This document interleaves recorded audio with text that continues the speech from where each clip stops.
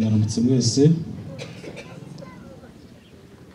Nyakubahwa senateri, akaba ari namwe mushyitsi mukuru uyu munsi wo kwibuka ku nshuro ya 31 Jenoside yakorewe Abatutsi muri murenge wacu wa Nzige.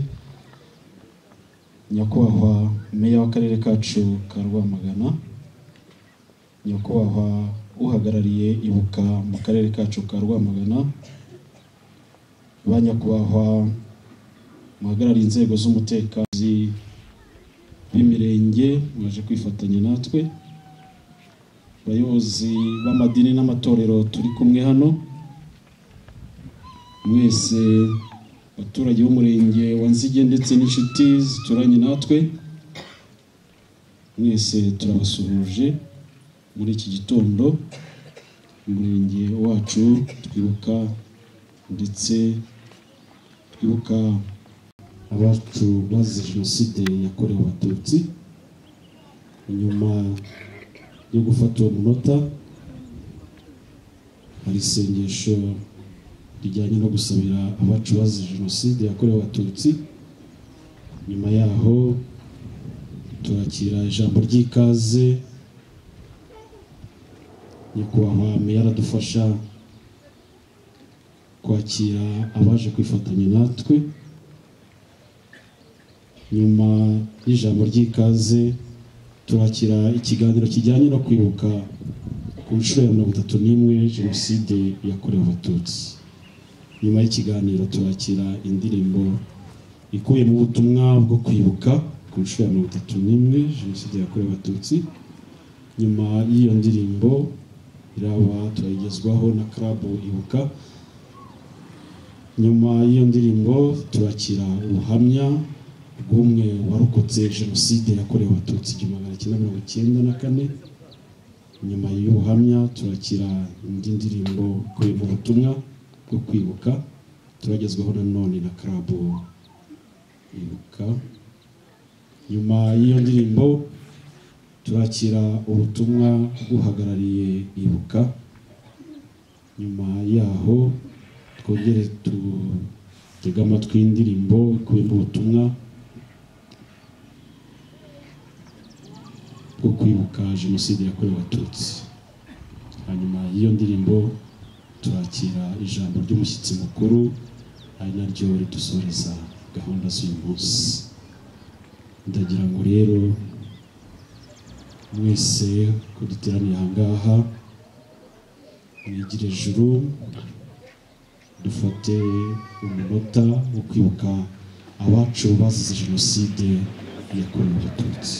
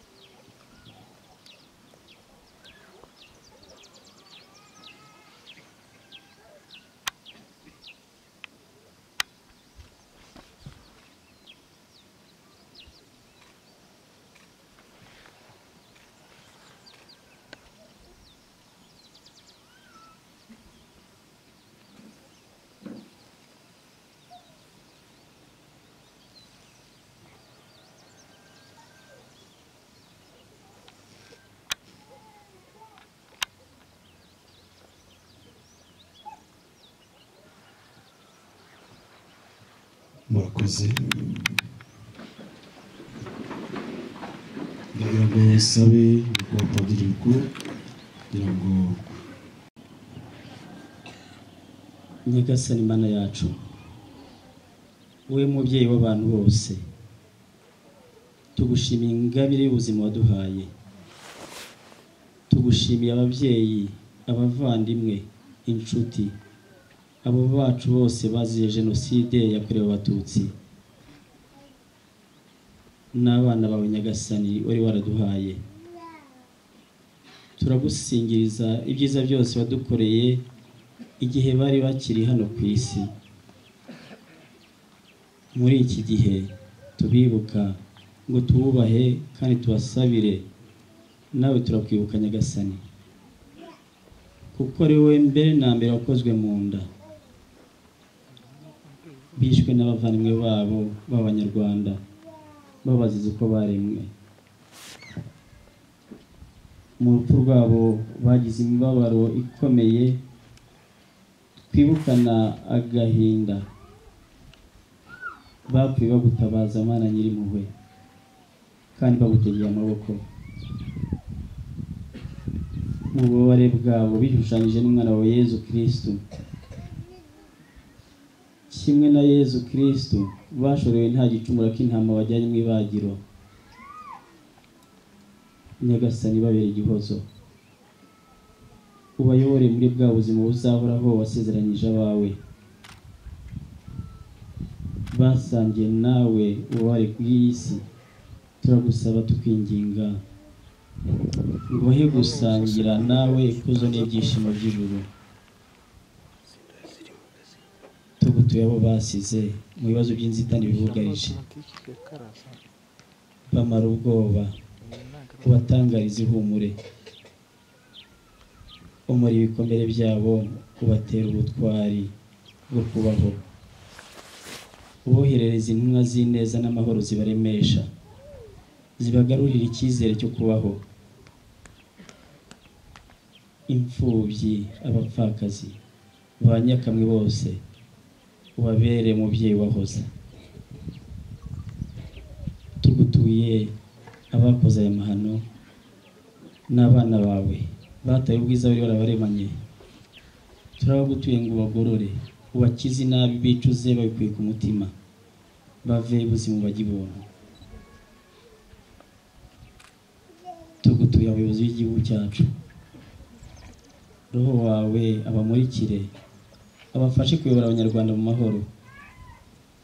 Bahore ari indakemwa n'indacogora mu kurwanya ikibi n'akarengane. Niwe wenyine wagisubiranya, ugatuma gihoranamo amahoro, kikaganzamo ineza.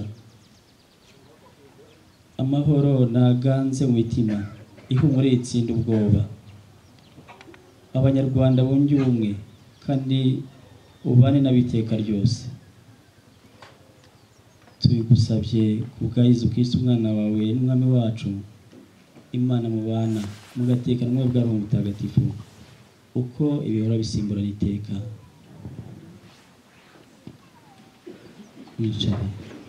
Senateri mukaba n'umushyitsi mukuru muri iki gikorwa cyiza cyaduteranyirije aha cyo kwibuka ku nshuro ya 31 Jenoside yakorewe Abatutsi muri 1994 igihugu cyacu. Banyakubahwa abayobozi b'inzego z'umutekano turi kumwe hano, nyakubahwa Vice Perezida wa Ibuka mu karere ka Rwamagana, abayobozi b'amatorero n'amadini twifatanyije muri iki gikorwa cyiza, abaturage b'umurenge wa Nzige ndetse n'inshuti zabo baturutse imihanda yose bakaza kwifatanya natwe. Ndabaramukije, mwaramutse. Nagira ngo mbere na mbere mfate uyu mwanya mwese bateraniye hano mbahumurize kandi mbakomeze, kubera yuko umunsi nk'uyu twibuka ku nshuro ya 31 Jenoside yakorewe Abatutsi muri 1994 mu gihugu cyacu. Imitima iba yongeye gusubira inyuma, abantu bakongera gusubira muri ya mateka mabi asharira yacu yaturanze mu gihe cya Jenoside yakorewe Abatutsi muri 1994. Bamwe bakananirwa kubyakira, abananiwe kubyakira tujye tubahumuriza, tubabe hafi kandi tubakomeze, kubera yuko ni amateka atoroshye. Umunsi nk'uyu rero tuba twateraniye aha ngaha kugira ngo twibuka kugira ngo twongere duhe icyubahiro n'agaciro abacu batuvuyemo bakazira amaherere, bakicwa bazira uko baremwe, ari ukugira ngo twongere tubasubize icyubahiro bambuwe kandi bacuye. Biba ari n'umwanya nanone wo kugaruka inyuma tukigisha kandi tugasobanukirwa amateka yacu cyane cyane ku bakiri batoya kugira ngo bakuremo amasomo avuga ngo ntizongere kubaho ukundi. Bari n'umwanya wo gufata ingamba zo kuvuga ngo jenoside ntizongere ukundi, nk'uko biri mu mahame y'umuryango w'abibumbye, nubwo wavuze ngo jenoside ntizongere kubaho ukundi ariko ikongera kubaho muri 1994, aho twese tuzi ibijyanye na jenoside yakorewe abatutsi. Ni ikibazo rero gikomeye. Iyo tugarutse mu karere ka Rwamagana tubona ko akarere ka Rwamagana gafite inzibutso 11.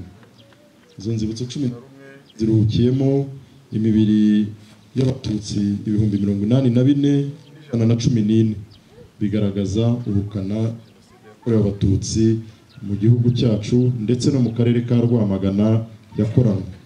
Jenoside rero ntago yigeze iza nk'ikimanuka, ahubwo jenoside yaratewe. Tunahereye muri uyu murenge wa Nzige aho duteraniye kuri uyu munsi, kugira ngo amateka yaho abakuru bahazi bazi uburyo jenoside yakorewe abatutsi yateguwe. Uyu murenge wa Nzige uyu munsi ni umwe mu mirenge 14 yize akarere ka Rwamagana.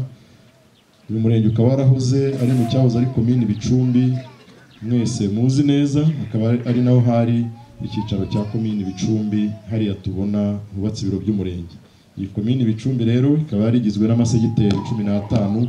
Abakuru bari hano barayibuka, harimo segiteri ya Nzige, segiteri ya Murama, segiteri ya Murehe, Muyumbu, Nyakariro, Karenge, Bihembe, Rukori, Nyamatete, Rubona, Mabare, Nawe, Bicumbi, segiteri Mwurire ndetse na segiteri ya Gahengeri.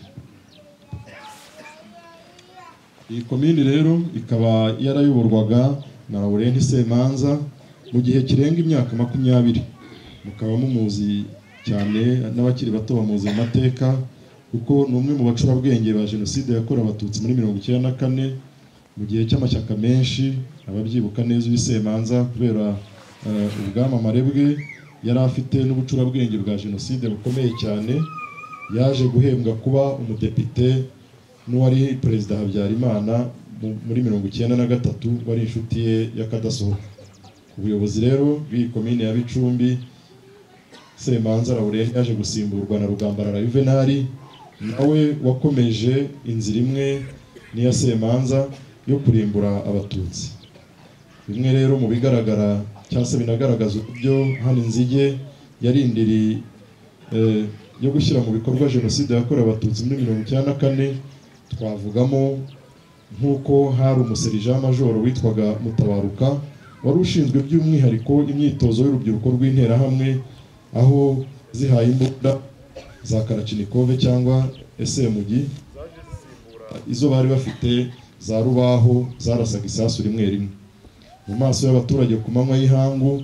Mu mpera za 1992 hapakuruwe imodoka ya Daihatsu yuzuye imihoro ku biro bya komine Bicumbi, ariho hari ibiro by'umurenge wa Nzige uyu munsi.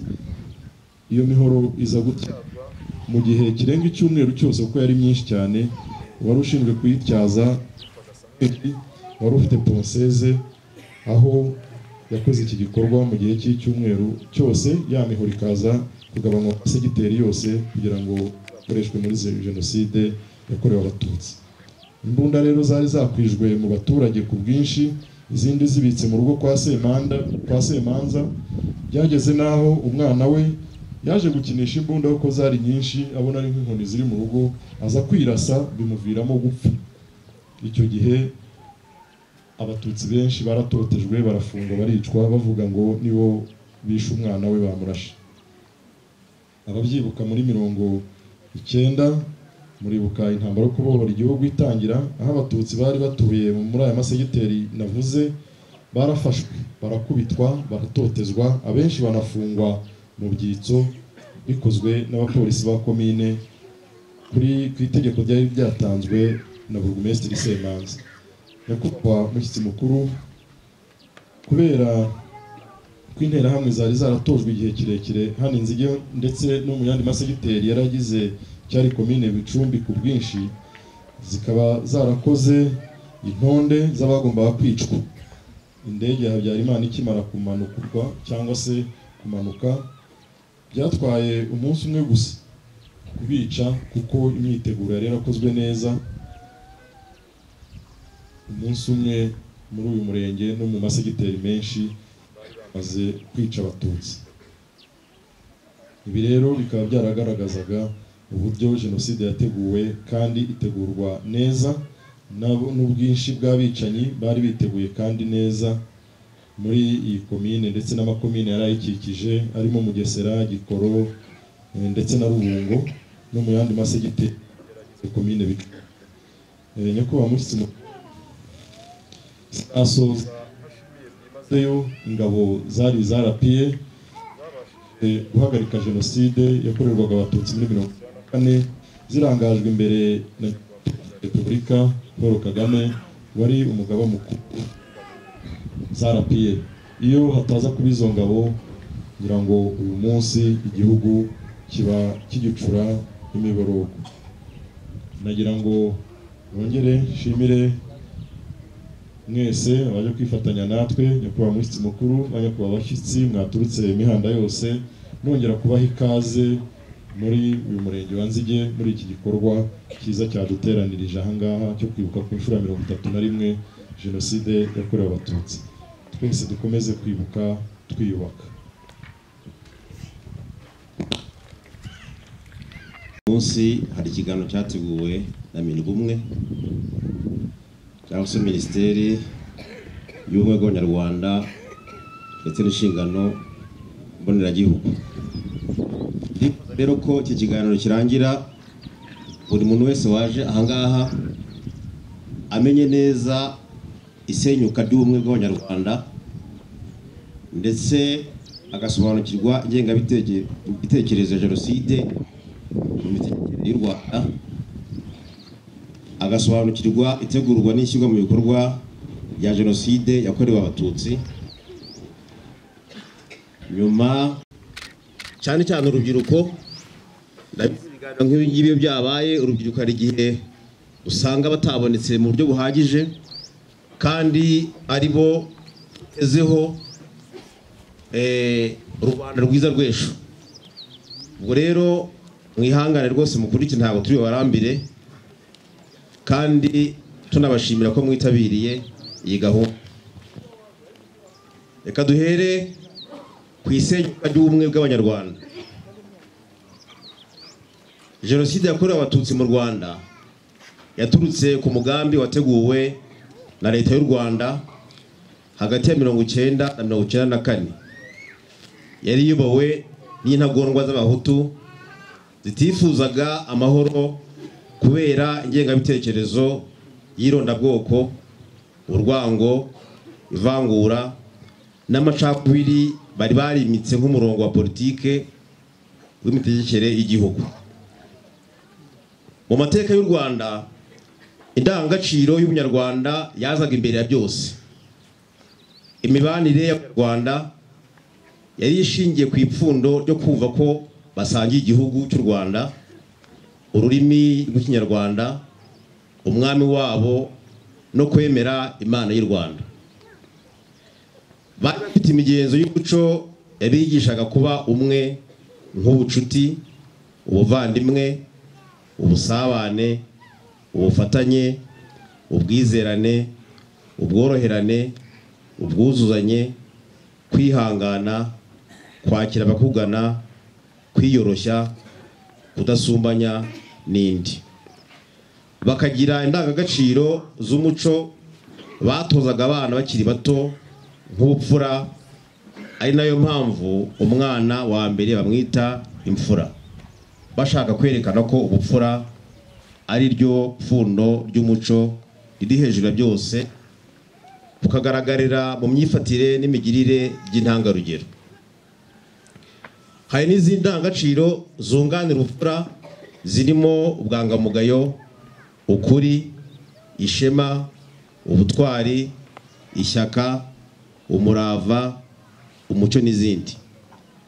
Bakagira za kirazira zafashaga abato n'abakuru gukora bitwararitse ikibi, zirimo kirazira kwica, kwiba, kubeshya, guhemuka, kwiyandarika, kwangiza iby'abandi n'izindi kirazira. Imigenzo n'indangagaciro byashenywe n'irondabwoko ryinjijwe mu Rwanda n'abakoloni b'Ababiligi na benshi mu bapadiri b'abanyamahanga bazanye intekerezo nshya zacaga abanyarwanda mu bice, bubaka amateka mashya yagaragaza ko abanyarwanda bagizwe n'ibice byakomotse ahantu hatandukanye, ko bamwe baturutse muri Abisiniya aribo Abahamiti cyangwa se Abatutsi, abandi baturutse mu bihugu nka Cameroon, Chad, ari Ababantu cyangwa se Abahutu, naho Abatwa bo bakaba ari Abasangwabutaka. Izi ntekerezo zasumbanishije abanyarwanda zibacamo ibice, zibabibamo amacakubiri yiyongereye ku kuba abanyarwanda ubwabo bari baraciyemo ibice ubw'ibihugu by'i Burayi byicaraga mu nama Berlin mu Budage mu 1884 bikigabiza Afurika, gutakaza ibice byarwo n'abaturage babyo bari babituyemo. Abaturage b'ibyo bice bakomeje kurangwa n'umuco nyarwanda ndetse bavuga Ikinyarwanda. Nyarwanda kugira ngo bashobore kubategeka bagabana nuko bazabikora. Abapadiri batangije gahunda yo kurandura umuco nyarwanda, imigenzo n'imiziririzo yawo. Niho havuye umugani ngo kiliziya yakuye kirazira. Bisobanuye gutesha agaciro ibyaziraga gukorwa mu muco nyarwanda. Abakoloni nabo bafashe gahunda yo gutesha agaciro ubuyobozi bw'u Rwanda bwari bukuriwe n'umwami, bamwambura ububasha yari afite mu gihugu cye bwo gukorera abanyarwanda nk'umubyeyi wabo, nk'uko babyemeraga mu muco gakondo, bakabivuga mu migani harimo ugira uti umwami ntiyica hica rubanda. Bamubuza gushyiraho abatware no kubakuraho ndetse n'ibindi. Mu gucamo abanyarwanda ibice bemeje bandika kandi bigisha ko badafite imiterere imwe mu ndeshyo no ku bice byose by'umubiri. Bemeza ko abanyarwanda badafite aho bahuriye. Barema amoko y'Abahutu, Abatutsi n'Abatwa yahoze ari ibyiciro by'imibereho n'ubukungu, babigira amoko atandukanye, bayasimbuza amoko gakondo. Muri aya moko harimo ayo muzi nk'Abanyiginya, Abacyaba, Ababanda, Abega, Abaha, Abazigaba, Abagesera n'andi moko mwari muzi. Ayo moko yahuzaga abanyarwanda bose. Bashizeho indangamuntu zitabagaho mu muco nyarwanda, bandikamo ayo moko. Bashizeho kandi imirimo y'agahato mu gukoresha ibikorwa remezo nko kubaka amazu ya leta na kiliziya, gukora imihanda, guhinga kawa n'ibindi.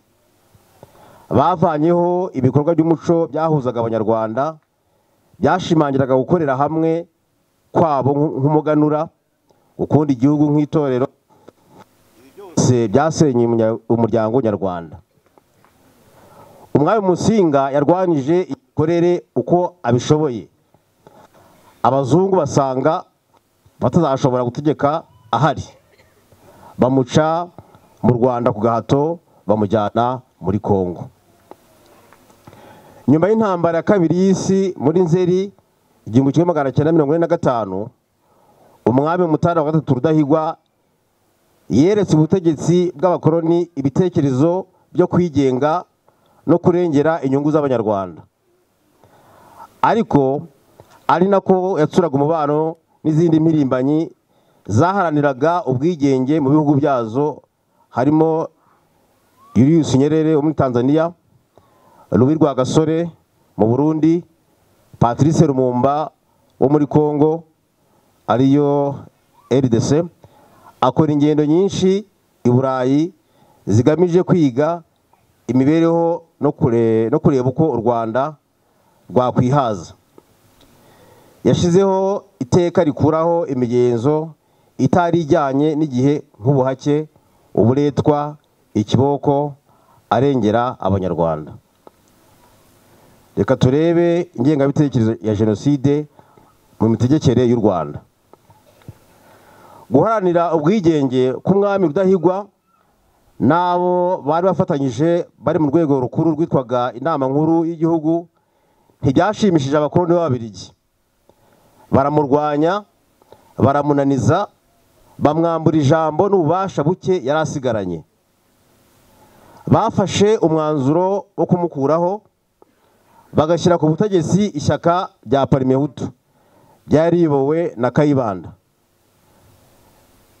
Nkirahangaho uramutse usesenguye amazina bitaga amashyaka ubwayo yari afite ingengabitekerezo. Parmehutu urumva bamaze kubyica, bashizemo abahutu. Ryemeraga kimwe n'Ababiligi ko ubwigenge budakenewe. Rudahigwa yaje gutanga cyangwa se gupfa tariki 25 z'ukwa karindwi 1959 ku buryo butunguranye. Yatumijwe i Bujumbura mu kazi, apfa amaze guterwa urushinge rurimo uburozi na muganga w'Umubirigi. Ababiligi batangije gahunda yo gushyigikira ishyaka rya Parmehutu bagamije gukuraho ingoma cyami. Parmehutu na Aprosoma bashizeho uburyo bwo kwigisha urwango, bakoresha ibinyamakuru by'ayo mashyaka, bashyiraho korali ziririmba urwango bikanyuzwa kuri Radio Rwanda. Mbega bashyiraho umurongo wa politike weruye wo kwimika urwango ku Batutsi babishyigikiwemo n'Ababiligi. Muri Nzeri 59 uwari perezida w'ishyaka rya Aprosoma Yozefu Habyarimana Gitera yatangaje icyo yise amategeko 10 y'Abahutu ari mu urwango ndengakamere ku Batutsi bishyirwa mu mitegekere y'igihugu. Ingengabitekerezo y'urwango yigishijwe inakwirakwizwa n'aya mashyaka niyo yubakiweho ibikorwa by'urugomo n'ubwicanyi byakorewe Abatutsi guhera mu kwezi k'Ugushyingo 59. Abatari bake bameneshwa mu gihugu bahungira mu bihugu bitandukanye, abandi mu gihugu bimurirwa ku gahato mu bice bitari bituwe cyane nko mu Bugesera. Umugambi ari wo kubagabiza imibereho mibi. Twibukiranya ahangaha Bugesera hari ishyamba ribi cyane, harimo na yasazi bitatetse bagamije kugira ngo iyo sazi izarye ibarya. Urumva ko ubugome bwatangiye kera. Ibi byose byakorwaga bishyigikiwe n'ubutegetsi bwa gikoloni bw'Ababiligi bwaze gushyira ku butegetsi ishyaka rya Parmehutu. Mu mwaka w'igihumbi 1962 Ububiligi bwemereye ubwigenge u Rwanda, bushyiraho umukuru w'igihugu ari we perezida Kayibanda Geregwari, wari na perezida wa Parmehutu ku rwego rw'igihugu, maze ashimangira politike y'ishyaka rye ryemezaga ko igihugu n'ibyacyo ari iby'Abahutu. Abishyira muri manifeste z'ishyaka no muri porogaramu z'imitegekere y'igihugu. Ubumwe bw'Abanyarwanda butangira noneho gusenywa n'Abanyarwanda ubwabo bigishijwe n'abakoloni. Ubutegetsi bwa Kayibanda na Parmehutu bwamaze imyaka 11 kuva 62 kugera 73, burangwa n'ivangura rikanamiza Abatutsi rishingiye ku bwoko n'itonesha rya Perefegitura Gitarama, ubwo ni Muhanga, Ruhango na Kamonyi yakomokagamo. Byageze aho ubutegetsi bwa Parmehutu burananirwa kubera ruswa yari yarabazonze. Abayoboke bamwe birukanwa mu ishyaka kubera kutumvikana na Kayibanda, bituma mu gushaka kugarura umwe muri Parmehutu Kayibanda yitwaza ibibazo byari Burundi ashyiraho gahunda yo kwigisha kw'amacakubiri ari muri Parmehutu aterwa n'abatutsi ndetse ko bamaze kuba benshi mu mashuri bakaba bagomba kuvamo kugira ngo batazambura abahutu ubutegetsi. Yatangije gahunda yo kunga abahutu abagaragariza ko bafite umwanzi umwe ubututsi bakaba bakwiye kureka amacakubiri.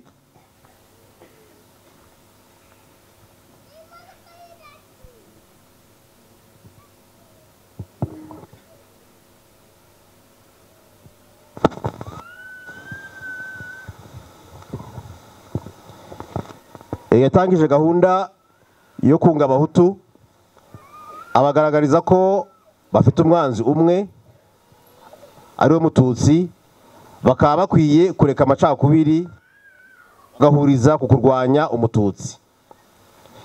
Yafashe icyemezo cyo kwirukana abatutsi mu mashuri no mu kazi bitangira gushyirwa mu bikorwa hose mu gihugu guhera muri Gashyantare 1973.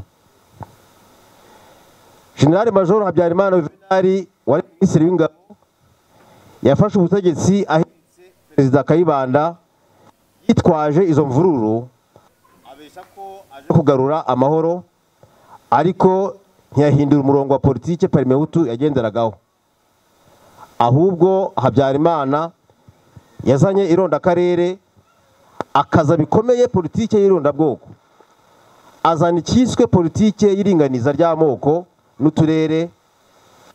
Yateganyaga ko abatutsi batagomba kurenza 10% mu mashuri no mu mirimo ngo kuko ari uko bangana mu gihugu. Yanemeje ko perefegitura za Gisenyi, Ruhengeri na Byumba ahakomokaga benshi mu bategetsi zizajya zihabwa imyanya myinshi kurusha izindi ngo kuko zasikamiwe ku butegetsi bwa Kayibanda. Nta shingiro na rimwe iyi politike yari ifite. Ni politike yateye akarengane kenshi mu gihugu ku batutsi by'umwihariko, ariko abahutu batari abo mu ntara y'amajyaruguru y'igihugu urumva nabo nyine baratangiye bati Gitarama yaradukoroneje, Gitarama nibo bize biki byose. Nawe murabyumva ko byateguwe pe. Ku butegetsi rero bwa Perezida Kayibanda 1966 hashyizweho itegeko ryamburaga impunzi z'abatutsi uburenganzira bwazo ku mitungo yazo yasigaye mu gihugu. Ubutegetsi bwa Perezida Habyarimana ubishimangira mu itegeko nshinga ryo muri 1970 binasaba ko zaga zihabwa imyanya myinshi kurusha izindi ngo kuko zasikamiwe ku butegetsi bwa Kayibanda. Nta shingiro na rimwe iyi politike yari ifite. Ni politike yateye akarengane kenshi mu gihugu ku batutsi by'umwihariko ariko n'abahutu batari mu ntara z'amajyaruguru y'igihugu. Ku butegetsi bwa Perezida Kayibanda 1966 yashyizeho itegeko ryamburaga impunzi z'abatutsi uburenganzira bwazo ku mitungo yazo yasigaye mu gihugu. Ubutegetsi bwa Perezida Habyarimana zishaka ubwenegihugu mu bihugu zahungiyemo yitwaje kinyoma ko u Rwanda nta bushobozi bwo kuzakirwa yari ufite, nyamara atari byo. Iyi politike y'ironda bwoko, ironda karere, kubuza impunzi uburenganzira ku gihugu cyabo, itotezwa, amacakubiri byari mu Rwanda byatumye RPF Inkotanyi ivuka, ifata ya mbere, itangiza urugamba rwo kubohora igihugu tariki ya 1 Ukwakira muri 1990. Reka turebe itegurwa n'ishyirwa mu bikorwa bya jenoside yakorewe abatutsi. Leta ya Habyarimana Juvenal yagize urwitwazo urugamba rwo kubohora igihugu, itegura umugambi wo gutsemba abatutsi. Guhera mu Kwakira 1990 abatutsi baratotejwe mu gihugu, bitwa ibyitso by'inkotanyi, barafungwa, abatari bake bakorerwa icwa rubozo bicirwa muri kasho z'amakomine no muri za gereza. Abatutsi barishwe mu bice bitandukanye by'igihugu nko muri Kibirira n'Umutara 1990, muri Murambi ya Gatsibo 1991, Abatutsi b'Abagogwe barishwe mu Ruhengeri na Gisenyi 91 n'92, mu Bugesera Kibuye Shyorongi 92, muri Mutarama 93 Abatutsi bongeye kwicwa mu Ruhengeri, Gisenyi, Byumba, Kibuye na Kigali Ngari mu karere ka Rulindo, Mbogo na Shyorongi, biyobowe n'ishyaka rya MRND byari ku butegetsi. Ingengabitekerezo ya jenoside yashimangiwe mu ngabo z'igihugu FARI ubwo Perezida Habyarimana yahaga amabwiriza umugaba mukuru ngo hakorwe ubusesenguzi bugamije kugaragaza umwanzi w'igihugu uwo ari we, maze hagatangazwa inyandiko yasobanuraga ko umwanzi w'igihugu ari umututsi w'imbere mu gihugu n'uwo hanze yacyo, ndetse n'undi wese ushyigikiye FPR Inkotanyi. Hashingiwe kuri iyo nyandiko hatanzwe amabwiriza ko abasirikare ba FARI bagombaga gufatanya n'abahutu b'intagondwa bakarwanya umututsi n'undi wese ubangamiye ubutegetsi bwa Perezida Habyarimana no kutemera imishyikirano y'amahoro yaberaga Arusha, ahubwo bakiyemeza kurwana na FPR bakayitsinda. Leta yategetse itangazamakuru ryayo rimo Radio Rwanda n'Imvaho, inashyiraho itangazamakuru rindi harimo za RTL mu bya binyamakuru byakanguka murabizi,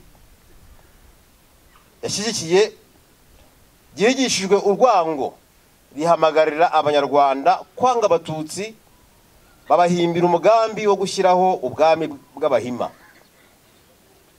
ari byo Empire Himatutsi wo kwigarurira akarere k'ibiyaga bigari. Ibi byakorwaga higishwa amacakubiri yerekanaga itandukaniro hagati y'Abahutu n'Abatutsi, ko Abahutu babarizwa mu bwoko bw'Abantu naho Abatutsi babarizwa mu bwoko bitaga Hamite Nilotique bafite inkomoko muri Ethiopia. Na n'ubu iyi ngengabitekerezo ntiracika, niyo ikoreshwa na FDLR n'ubutegetsi bwa Repubulika ya Demokarasi ya Kongo. Igitangazamakuru Twitsi cya Kangura cyasohoye inyandiko mu Kuboza 90 yari irimo amategeko 10 y'Abahutu yahamagariraga Abahutu kwanga Abatutsi mu buryo bwose, harimo kwirinda umubano bagirana nabo cyangwa kugirana umubano ubwumvikane n'amasezerano yari yose.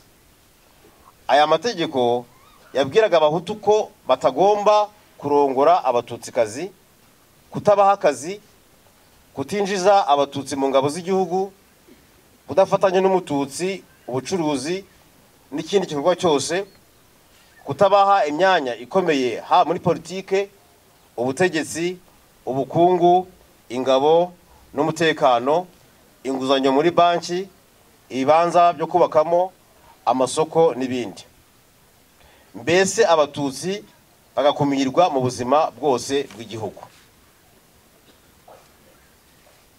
Imitwe y'urubyiruko rw'intagondwa yarashinzwe, yamenyekanye cyane irimo interahamwe za MRND, impuzamugambi za Sederi, amahindure yo mu karere ka Musanze, turi hose muri Nyabihu na Rubavu, batayo ndiza muri Muhanga n'indi.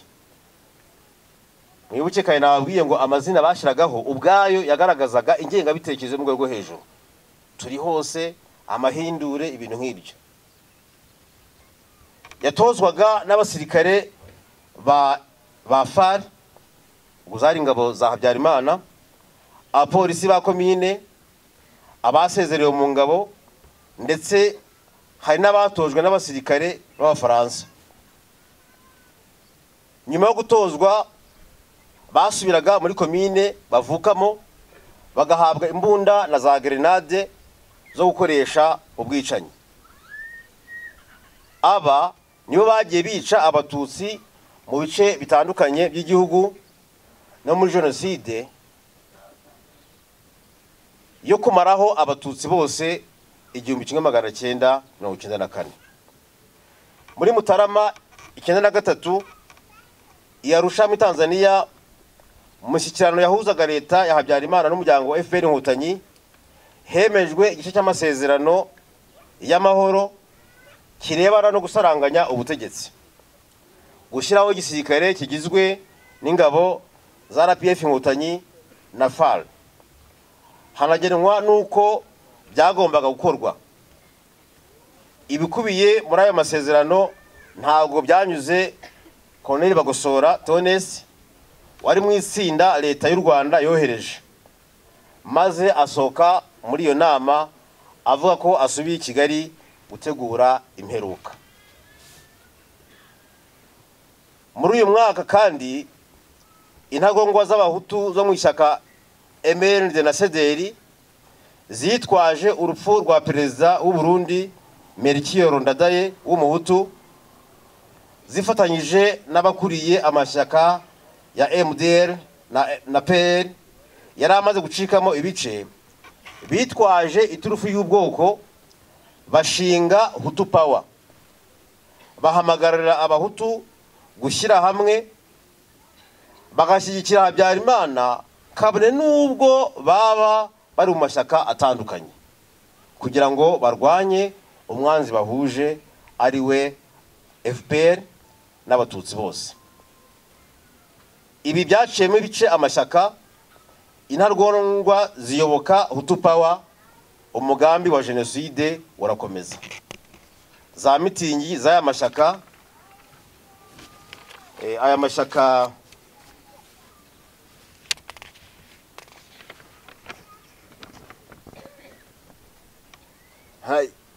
yihurije muri Hutu Power, zashishikarizaga abayoboke bayo kwanga umututsi. Muri mitingi yabereye i Kigali muri Mutarama 1994 hatangiwe intwaro zahawe abayoboke b'intagondwa mu mashyaka ya Hutu Power. Ubwicanyi bwakorerwaga abatutsi kuva 1990 kugera 1994 bwakorwaga imiryango mpuzamahanga ibizi, kuko yanabukoragaho raporo zahamyaga ko ubutegetsi bwa perezida Habyarimana bwari bufite umugambi wateguwe wo kwica abatutsi mu gihugu hose. Ibi bihamya ko umuryango mpuzamahanga wari ufite amakuru, ariko uhitamo kutagira icyo ukora ngo burizemo uwo mugambi wa jenoside. Guhera tariki ya 7 Mata 1994 mu mujyi wa Kigali, intera hamwe n'abasirikare bo mutwe warindaga umukuru w'igihugu, aho mu kigo cya gisirikare cya Kanombe, kan Kigali na Gendarmerie nkuru yakoreraga ku Kacyiru, bashizeho za bariyeri mu bice bitandukanye by'umujyi wa Kigali, batangira kwica abatutsi n'abanyapolitiki b'abahutu batemeraga umugambi wa jenoside, barimo Madamu Agathon Ngimana wari minisitiri w'intebe, ba minisitiri Nzamuramba Frederico na Faustin Rushogoza, Joseph Kavaruganda wari perezida w'urukiko rurinda itegeko nshinga n'abandi. Tariki ya 8 Mata 1994 hashizweho guverinoma y'igisi y'abatabazi, Dr. Theodore Sindikubwabo aba perezida wa Repubulika na Yohani Kambanda aba minisitiri w'intebe. Iyo guverinoma yari ifite gahunda imwe gusa, gutanga umurongo w'uko jenoside igomba gukorwa mu gihugu cyose, gutanga intwaro, gukangurira abaturage gukora jenoside no kwisobanura mu mahanga. Perezida Sindikubwabo, minisitiri w'intebe Yohani Kambanda n'abaminisitiri abakoze ingendo muri za perefegitura, bafatanya n'abayobozi ku nzego za perefegitura na komine, bashishikariza abaturage kwica abatutsi, bakabatsemba bose ntawe basize. Tariki 11 Mata 1994 ingabo z'Ababiligi zari mu butumwa bw'umuryango w'abibumbye bwo kurinda amahoro zataye abatutsi bari bazihungiyeho mu kigo cy'amashuri cya Eto Kicukiro, maze kuri uwo munsi abasirikare ba leta Habyarimana n'interahamwe barabigabiza, barabashorera bajya kubicira i Nyanza ya Kicukiro. Jenoside yakorewe abatutsi yakwiriye mu gihugu hose, ihabwa imbaraga n'abayobozi muri guverinoma y'abatabazi boherejwe mu turere guhwitura abaturage ngo bafatanye kwikiza umwanzi ari we Mututsi. Abatutsi bahurijwe mu nyubako za leta, ibigo by'amashuri, muri za kiliziya n'ahandi hari hateguwe n'inzego za leta, babeshya ko zihabarindira umutekano, nyamara bwari uburyo bwo kubashyira hamwe kugira ngo byorohere abicanyi. Abirukanyiye imusozi no mu bishanga babahigishaga imbwa zikabavumbura, bakicwa rw'agashinyaguro, impinja, abagore, abakuze, nta n'umwe wagiriwe impuhwe. Umugambi wari uwo gutsemba icyitwa Umututsi. Ikigaragaza ko ubukangurambaga bwa jenoside bwari bwaracengeye mu bantu ni ubugome ndengakamere bwakoreshejwe mu kwica abatutsi no gufata abantu bakabotsa, gukubita imitwe y'impinja ku nkuta z'inzu, guhamba abantu ari bazima n'ibindi bikorwa biteye isoni n'agahinda.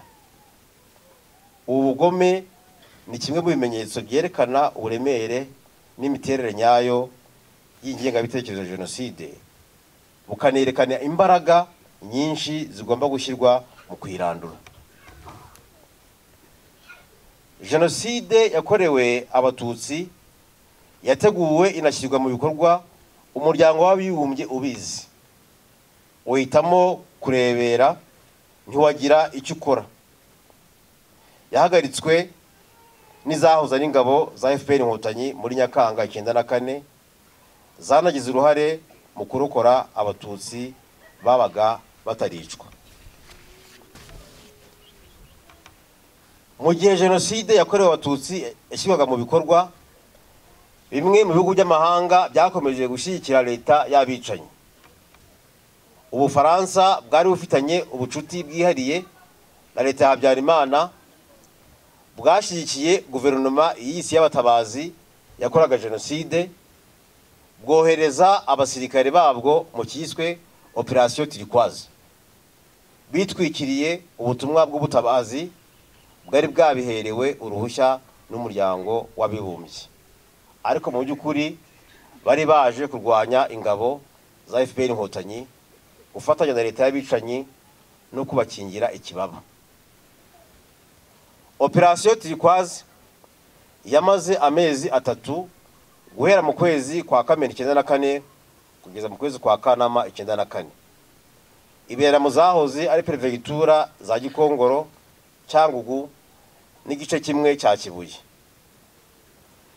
Ukuza kw'abasirikare b'Abafaransa kwatumye abatutsi bakomeza kwicwa muri ibi bice byitwaga ko birinzwe nabo, ndetse bakomeza guhohoterwa no gufatwa ku ngufu, by'umwihariko mu nkambi za Murambi ku Gikongoro na Nyarushishi muri Cyangugu.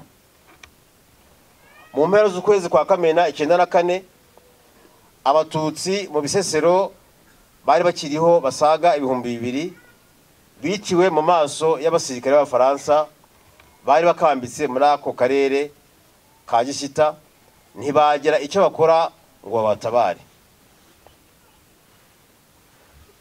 Reka turebe ingaruka za jenoside yakorewe abatutsi mu karere. Muri Nyakanga 94, FPR Inkotanyi imaze gutsinda urugamba rwo guhagarika jenoside, abari abategetsi muri leta yakoze jenoside n'inzego z'iyo leta, abenshi muri bo bahungiye muri Tanzania no mu cyahoze ari Zaire, ariyo Repubulika Iharanira Demokarasi ya Kongo y'ubu, babifashijwemo n'ingabo z'Ubufaransa. inkambi ziswe iz'impunzi bazihinduye izikorerwamo ibikorwa bya gisirikare bagamije gutera u Rwanda. Batangira kugaba ibitero mu Rwanda guhera mu mpera za 1994. Muri izo nkambi kandi Exfar n'interahamwe bari barafashe bugwate impunzi z'abanyarwanda bari bazirimo, babizeza ko aribo bazabicyurira mu gihe bazaba batsinze urugamba rwo kwisubiza igihugu. Bakoreshaga kandi ibinyoma byavugaga ko abahutu basubiye mu Rwanda bicwa n'inkotanyi, ndetse n'abagaragaza ubushake bwo gutaha baricwaga kugira ngo babere abandi urugero. 1996 leta y'ubumwe bw'abanyarwanda yafashe umwanzuro wo kujya gucyura izi mpunzi no gusenya aho ibyo bitero byaturukaga. Abanyarwanda bacyuwe ari benshi bari baragizwe ingwate mu nkambi z'impunzi. Guhera mu 1997 imitwe ya gisirikare yari igizwe na Exfar n'interahamwe yagabye ibitero mu Rwanda mu ntambara y'abacengezi, byibasira by'umwihariko ibice byo mu zahoze ari perefegitura za Gisenyi, Ruhengeri na Gitarama. Ibitero byibasiraga abatutsi muri rusange n'abahutu bari mu nzego z'ubutegetsi. Intambara y'abacengezi n'ibikorwa by'iterabwoba byahitanye abantu benshi, isenya ibikorwa remezo nk'inyubako za leta, amashuri, ibitaro, amavuriro, insengero n'ibindi. Intambara y'abacengezi yarangijwe n'uko ingabo z'u Rwanda zafatanyije n'abaturage zinesha abacengezi, maze amahoro agaruka mu bice byari byaragizwe indiri yabo. Reka turebe ikwirakwira ry'ingengabitekerezo ya jenoside mu karere. Jenoside yakorewe abatutsi mu Rwanda imaze guhagarikwa, Exfar n'interahamwe bashinje umutwe witwa Ariri, aribyo Armée de Libération du Rwanda, wari ufite umugambi wo gutera no kwigarurira u Rwanda ngo bakomeze umugambi wabo wa jenoside.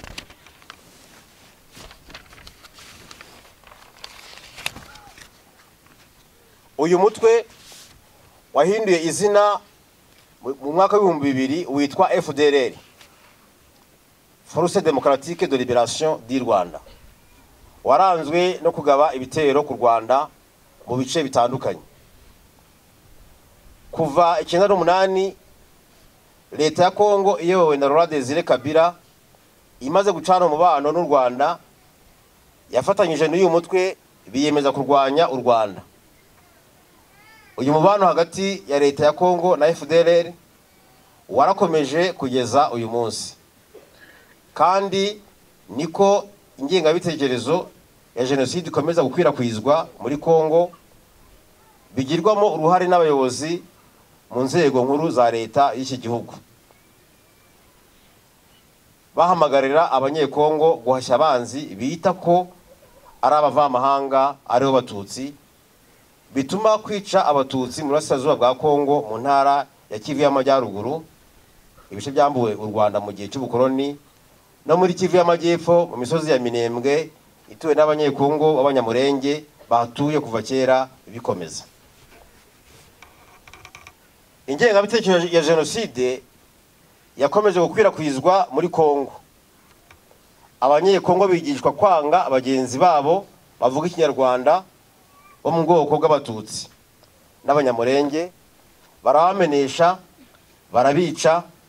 Benshi muri bo bagirwa impunzi mu bihugu byo mu karere nk'u Rwanda, ahari abagera ku 130, barimo abahamaze imyaka igera kuri 29. Murumva ko ari ibintu bikomeye cyane. Politike y'ivangura yibasira abanyekongo mu bwoko bw'abatutsi, yabaye umurongo wa leta kugeza uyu munsi. leta ya Kongo yakomeje gukorana na FDLR nk'uko bigaragazwa muri raporo zitandukanye z'umuryango w'abibumbye. Ndetse minisitiri muri leta ya Kongo Patrick Muyaya ushinzwe itangazamakuru yatangaje ko FDLR ari umutwe uharanira impinduramatwara revolutionnaire. Bisobanura ko leta ya Kongo ihuje imyumvire n'uyu mutwe mu kugambirira gutera no gukuraho ubutegetsi bw'u Rwanda nk'uko byagaragaye mu bihe bitandukanye aho ibitero byagabwe ku Rwanda biturutse muri Kongo. Kuva 1994 hagabwe ibitero byinshi ku Rwanda byica abanyarwanda batari bake, bisenya ibikorwa remezo, gusahura abaturage no kwangiza inzu zabo. Tariki 29 z'ukwa 1996 ex-FARC n'interahamwe bagabye ibitero ku butaka bw'u Rwanda mu mujyi wa Rusizi, bikomeretsa benshi, abandi bahasiga ubuzima. Ibi byabaye intandaro y'uko u Rwanda rwinjira ku butaka bwa Kongo rugamije gusenya inkambi z'impunzi zakoreshwaga nk'ibigo bya gisirikare bya ex-FARC n'interahamwe. Hari hagamijwe kandi guhagarika ibikorwa bya ex-FARC byari bigamije guhungabanya umutekano w'u Rwanda no kuburizamo ubufasha igihugu cya Zaire n'igisirikare cyayo bahaga ingabo za ex-FARC. Icyo gihe impunzi zirenga miliyoni zashyuwe mu Rwanda, izidashaka gutaha ndetse na ex-FARC n'interahamwe bahungira mu mashyamba ya Kongo. Tariki 22 z'ukwa 8 1997 na 11 z'ukwa 12 1997 Ali yagabye ibitero bibiri mu majyaruguru y'u Rwanda i Mudende mu nkambi z'impunzi z'abatutsi b'abanyekongo bari barahunze ubwicanyi nk'ubwo muri Kongo, hapfa impunzi zirenga 1000 ziganjemo abana n'abagore. Ubwicanyi bwarakomeje mu burengerazuba no mu majyaruguru y'u Rwanda kuko ku itariki ya 19 z'ukwa mbere 1998 bisi yatwaraga abakozi ba Bralirwa yatwitswe na Aliri, abagera kuri 74 barahagwa. Hanabaye kandi n'ubwicanyi bw'abana b'Inyange. Muri 2012 ibisasu byarasiwe igoma na FARDC ingabo za Kongo byaguye mu karere ka Rubavu. Muri uwo mwaka kandi FARDC na FDLR bagabye igitero mu murenge wa Busasamana, akarere ka Rubavu, bikurikirana n'igitero cy'abarwanyi bagera kuri 150 ba FDLR bambaye impuzankano za FARDC bagabye ahitwa Muti mu karere ka Rubavu. Mu mwaka wa 2018, 2019 na 2022 umutwe wa MRC FLN wagabye ibitero inyabimata mu karere ka Nyaruguru no mu ishyamba rya Nyungwe bihitana abanyarwanda batari bake. Tariki 19 Werurwe 2022 FARDC na FDLR barashe ibisasu mu murenge wa Kinigi, akarere ka Musanze, bikomeretsa abaturage ndetse binangiza imitungo yabo. Tariki 23 Gicurasi 2022 igitero cy'ibisasu cyaturutse muri RDC cyaguye mu karere ka Rubavu, intara y'Iburengerazuba, gikomeretsa abaturage kinangiza ibikorwa remezo. Tariki ya 10 Kamena 2022 FARDC na FDLR barashe ibisasu mu turere twa Musanze na Burera, bikomeretsa abaturage binateza umwuka mubi. Tariki 12 Ukwakira 2024 leta ya Kongo yongeye gukaza igisirikare hafi y'umupaka w'u Rwanda, ishyiraho ibikoresho bikomeye n'utudege tw'intambara. muri Mutarama 2025 ingabo za FRDC na FDLR barashe ibisasu byinshi mu Rwanda bihitana abagera kuri 16 bikomeretsa 177 n'inzu nyinshi zirangirika. Ndakeka ibingibi mubyibuka.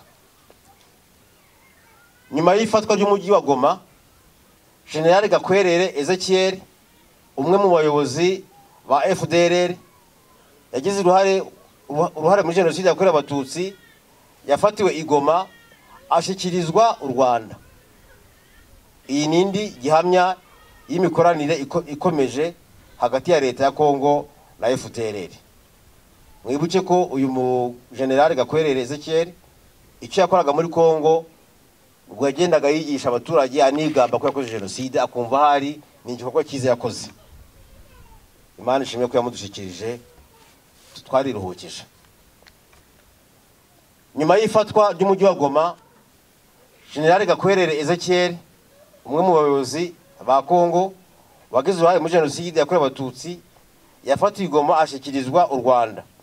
Iyi ni indi gihamya y'imikoranire ikomeje hagati ya leta ya Kongo na FDLR. Nari mbisubiyeho kugira ngo mwongere mu byumve neza. U Rwanda rwakomeje kugaragariza umuryango w'abibumbye n'amahanga yose ibibazo bibangamiye umutekano warwo, birimo ingengabitekerezo ya jenoside ikomeje gukwirakwizwa mu karere, ubushotoranyi bubangamiye umutekano warwo, ndetse n'ibikorwa bya jenoside mu karere bishyigikiwe na bamwe mu bayobozi mu bihugu bituranyi byarwo. Tugana ku musozo, Abanyarwanda twiyemeje guhora twibuka jenoside yakorewe Abatutsi nk'amateka ashaririye yaranze igihugu, dukwiye kwigiraho kugira ngo adufashe kurwanya no gukumira ingengabitekerezo y'urwango n'amacakubiri yasenye umuryango nyarwanda. Uko amahanga yatereranye u Rwanda, jenoside yakorewe Abatutsi igashyirwa mu bikorwa 1994, niko uyu munsi areberera ingengabitekerezo ikwirakwira mu karere, imvugo z'urwango zikwizwa n'abayobozi mu nzego nkuru z'igihugu muri Repubulika Iharanira Demokarasi ya Kongo. Abanyekongo baricwa bazira uko bavutse, bigakorwa ingabo z'umuryango w'abibumbye MONUSCO zireberera.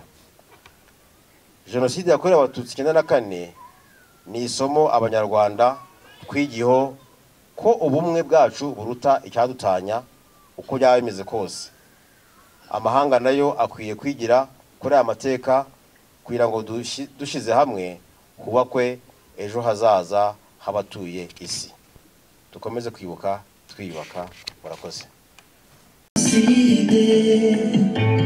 Dushyigikire ibyiza Abanyarwanda twagezeho,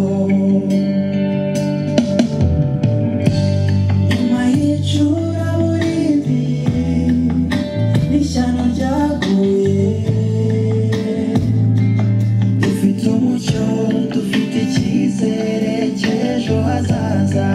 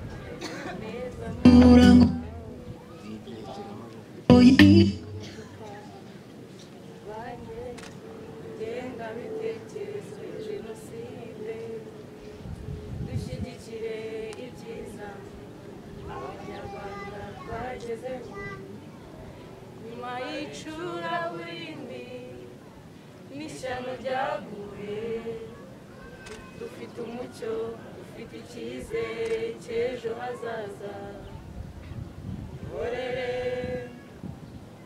ihorere ihorere hora Rwanda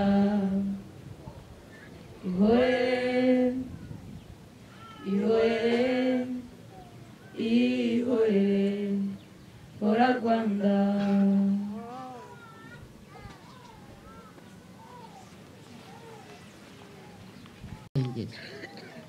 aho Semanza yatahaga ubwo nta mututsi wasohotse, nta muntu wongeye kugaruka mu rugo, twaraye mu ntoki no mu makawa. Ubwo bikomezwa gutyo, umututsi abuzwa uburenganzira mu ishuri. Ndibuka hari umwarimu wakubise musaza wanjye urubaho asa naho agiye kumuca ukuguru. Ubwo byarakomeje, umwana w'umututsi wadundaguje akiga nta bahasha yahabwaga. Iyo yabaga yitwa ko yatsinze ibahasha yahabwaga umwana w'umuhutu w'umuswa. Ubwo rero byarakomeje, bigeze muri 1993 habaho amashyaka afite imvugo nyandagazi, wanyuraho baticika baraguhiga. Ubwo umuntu akagenda bamuha induru, aho ugeze hose ugasanga ni agatsiko kabo kari impande n'impande karwanya ubwoko bw'abatutsi. Ubwo rero byarakomeje, abatutsi mu ishuri uko bakubitwaga bakabuza uburenganzira bwabo, ntihagire umwana w'umututsi wiga ngo atsinde, cyangwa se n'uwabashije kwiga ntabashe kubona umurimo. Ubwo byarakomeje biraza, bigeze muri 1994 hari ku itariki ya 6, indege yaguye nijoro nko mu masaha yo mu masaa moya bishyira saa 2. aho hantu twari kwa musaza wanjye, ahantu hari igiti cya avoka, indege iramanuka twireba. Ngewe nirukanka njya kubwira abakobwa bari inshuti zanjye twari duturanye haruguru y'urugo, njya kubabaza ko ibibaye babibonye. Ubwo nagezeyo mu kanya haba haje umuntu yiruka ati muri cyari hano ntago muzi byabaye nijoro. Ntago muri Gahengeri ho bategereje ko bucya, baraye bakora, bica ahantu iwabo umuhungu witwaga Mutanganika. Bucya mu gitondo turara mu masaka, ubwo ntawagarutse mu rugo. Buracya ngewe na musaza wanjye duhurira mu rugo nk'abantu bagarutse, wenda ngo umuntu yafata n'akenda ko kwifubika, dusanga abandi bose bagiye. Natwe twakomeje turagenda tubungira ahantu hari umukobwa w'umujandarume bitaga Mukagasana, ahantu bitaga kwa Kamakerege. Ubwo turagenda tugeze kwa Kamakerege,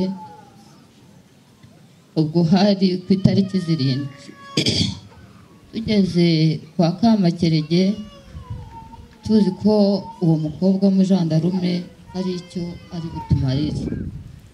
Tugezeyo twirundayo, batundi witwa Kayaga baramwishe. Ubwo abasaza ingobyi bayifashije hasi, tukusubira kwa Kamakerege.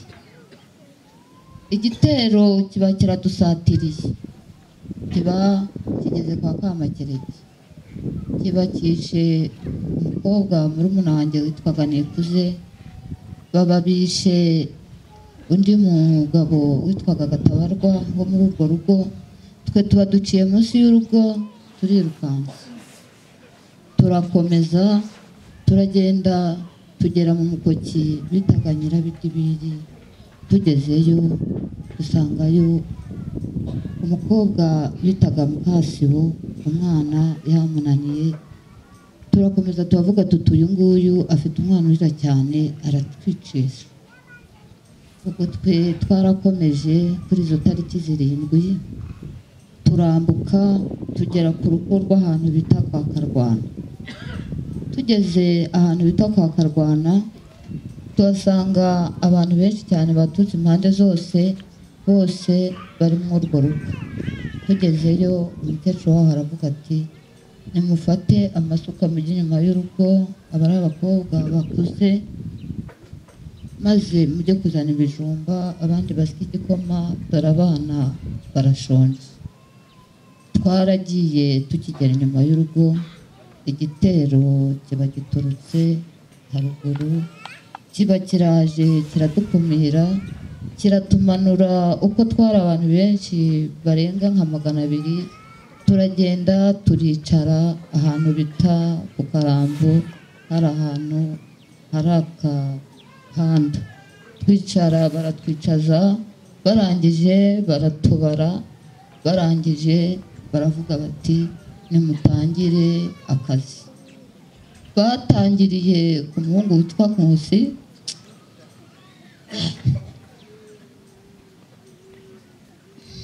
batangiriye ku muhungu witwa Nkusi, baba baramwishe. Baba bakurikijeho undi mudamu witwa Tereza n'abana be 2, baba bishe undi mugabo witwaga Ntaganda wari waturutse za Rwamashyongoshyo. Ubwo barica, bigejeje nko mu ma 5 baravuga ngo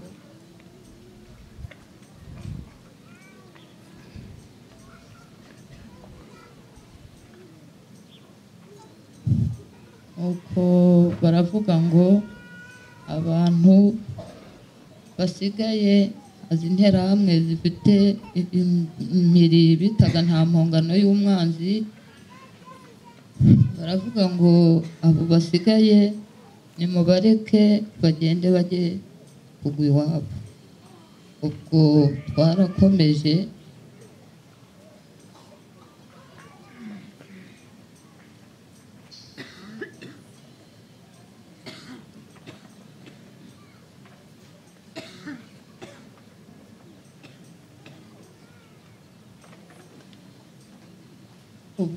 twarakomeje turazamuka, nzamukana n'umwana wo muri rwa rugo twarimo aho witwa Busarika.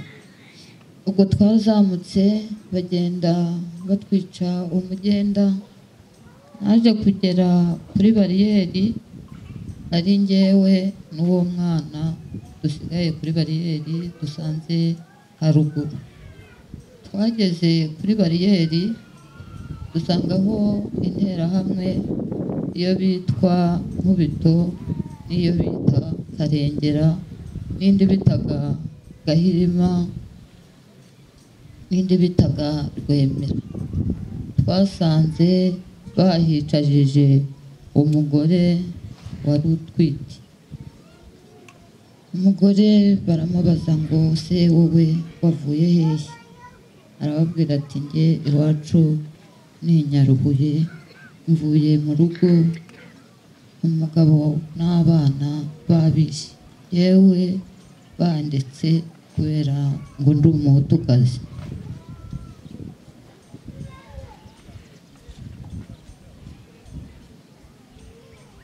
Bati bakuretse kubera ko wowe uri umuhutukazi, twebwe batwicajije baratubwira ngo niturengaho bataduhaye uburenganzira.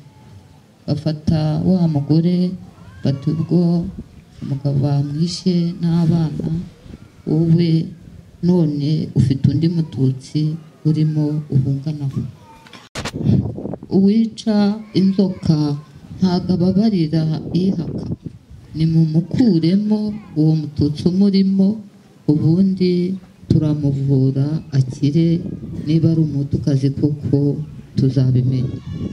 Umugore bamujyanye hepfo, ahantu hepfo y'umuhanda muri izo nsina, bamugarikamo bamubagamo uwo mwana, baravuga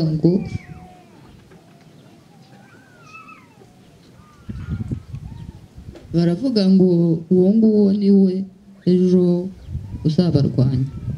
ubwo umwana baramwishe, bamaze kumubaga umwana bahamagara imbwa ngo bari barise akabatutsi. Umwana bamujugunyira imbwa, umugore akiryamye aho, yewe barambwira bati genda, dore iriya mirambo yose ahantu bari bise imatimba, bariya bose barimo ni bene wanyu, genda ubajyemo ntawe ukozeho. ubwo ngewe wa mwana w'umuhungu baramubwira ati wowe ntabwo usa n'abatutsi, ngwino ufatanye n'abandi akazi. ubwo ngewe naragiye ngenda mbungira ahantu hari isenga ngo wenda nakwihishamo. Naragiye nenda kugera kuri iyo nzira, hari hatuye umugabo witwaga Micombero. ubwo naragiye ngeze kwa Micombero, nciye inyuma mu gikari nsanga Micombero bamwishe, umuhungu we bamwishe, umugore we bamwishe, barabagerekeranya nk'abarunda imisingi. ubwo ngewe ncaho ngenda mbungira iryo senga nari ngiye kwihisha. Naragiye nagera hafi muri iryo senga, mbona ngiye kugwa kuri bariyeri. Haruguru yanjye haturuka umusaza witwaga Niryo. Iyo bariyeri yari iriho interahamwe zitwaga za Ntagwabira, za Murinzi n'izindi zaturutse i Murama na hano Inzige. Abantu bamwe njya nababona hano. ubwo byarakomeje, ngewe uwo musaza Mukerisiri ngo agaruke ruguru ntiyabyumva kuko amatwi ari mu rupatumva, arakomeza aramanuka. Yaraje za nterahamwe zimusamira hejuru kuko zari zaramubuze, ziramumanura zimukurura, zimubwira ziti wowe ibihano uri buhabwe nuko turi bukwegeranye n'ab'iwawe bose tukabata muri wese. ubwo ngewe umusaza bamaze kumugira, naciye kumumanukana bamufashe mu ijosi bamukurubana, naciye nko ku ruhande gutya mpita njya mu gihuru cy'umuhengeri, ndagenda ngumamo. Igihe ndi muri icyo gihuru, sinzi aho data wacu yaturutse, igitero giturutse hano Inzige n'igiturutse i Murama bimuhurizaho. Aramubaza ngo zana irangamuntu. Interahamwe ya hano Inzige yitwa Twahirwa iravuga ngo wowe uracyabaza amarangamuntu, warebye uwo musuru ukagandagura. ubwo umusaza bamwicaye hepfo y'igihuru nanihishemo.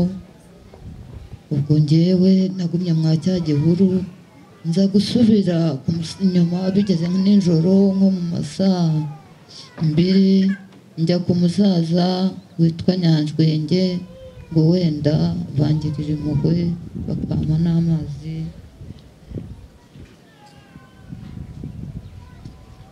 ubwo naragiye ngeze aho kwa Nyanjwenge nsanga bugariye, amagara umukobwa wabo twasenganaga witwaga Kayitesi, anzaniye amazi niba yarayazanye mu kisimbizi, niba ari mu ijyaga niba ari mu gikombe, nyina aturuka inyuma arayakubita agwa nko hirya iriya, ati wowe uratinyuka ugaha umututsi amazi? ubwo nasubiyeyo ndongera bigejeje nijoro, nanone nanga guhaha, ndongera nsubirayo. Nsubiyeyo nsanga baryamye, ndagenda njya mu gikoni cyabo harimo ihene, ndyamayo mu ivu kuko numvaga ubuzima bwampagararanye, numvaga nshaka n'unyica ntari bumubone, mbamo muri icyo gikoni. Mu gitondo bansangamo, ndagaragara ndababwira ngo mwampaye amazi se yo kunywa? Umukecuru arihandagaza aravuga ati nimumudahire ariya mazi ari mu muvure, arimo dore ko arimo n'amaraso ya bene wabo, maze aya bandahiye amazi mu gikombe umuntu wari uyasabye. Uwo muvure n'uwo bogerezagamo imihoro ivuye gutema abantu n'inka. Nafashe amazi ndayanywa, ndangije igitero kiba giturutse za Murama. Nyirabahutu wo nguwo mukecuru aravuga ati mva ko wagiye kera ku busa. Naragiye njya mu giti mu gihuru cy'umugeyo cyari haruguru yiwe, mbamo baraza. Ubwo byari ku itariki, byari bigeze ku itariki ya 8, mbamo n'uwo mugeyo. Ubwo byageze aho ngaho baza, nyirabahutu wo nguwo mukecuru aza kubereka interahamwe aho ndi, ati hano nimuze munkurire ishyano. Ubwo naragiye, baragiye baraza, icyo gihuru barebye basanga cyagoswe n'imigeyo. Namwe muzi ukuntu ibiti by'imigeyo biba bimeze. Ubwo baravuze bati nimumwihorere muze tujye kwirira, nuriya nitutanamwica azicirwa n'inzara muri uriya mugeyo. Bamaze kugenda mva mu mugeyo, ndazamuka nerekeza mu matongo y'iwacu. Naragiye ngeze mu matongo nsanga, ndibaza ni hano hari umugore dukundana, uwajyayo wenda we hari icyo yamarira. Nagiye muri urwo rugo twari duturanye, ngezemo nsanga musaza wanjye niho yahungiye, bamutamaguye, bamukubise umuhoro hano mu mutwe, bamukubita undi ku ijosi.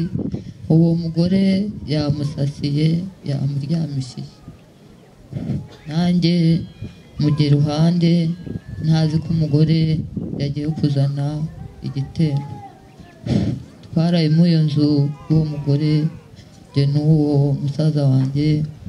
Bucya mu gitondo umugore azana igitero, ati nimuze muntwarire munkurire ishyano mu rugo.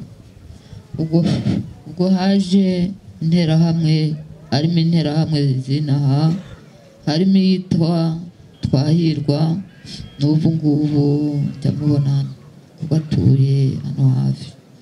Ubwo n'izindi nterahamwe zaturutse i Murama n'izo i Gahengeri, baraje bahita bazana amasuka baracukura, barangije baraza. Uwo Twahirwa aravuga ati nimumanukane uwo muntu vuba. Baraje umuhungu baramufata, umwe afata kano kaguru undi afata kuno kuboko bagenda banaganitse gutya. Baramujyanye nanjye mbasohoka inyuma ndavuga ngo nanjye mu nyice.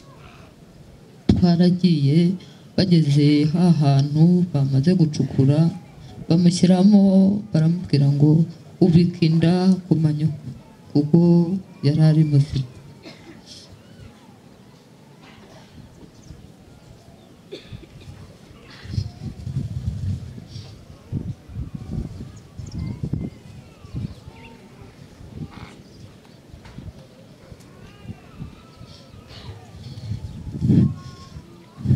Ubwo bamaze kumwubikisha inda, uwo mugore yaravuze ati ntimukomeze kumena amaraso y'abo batutsi mu rugo rwa Wihaye.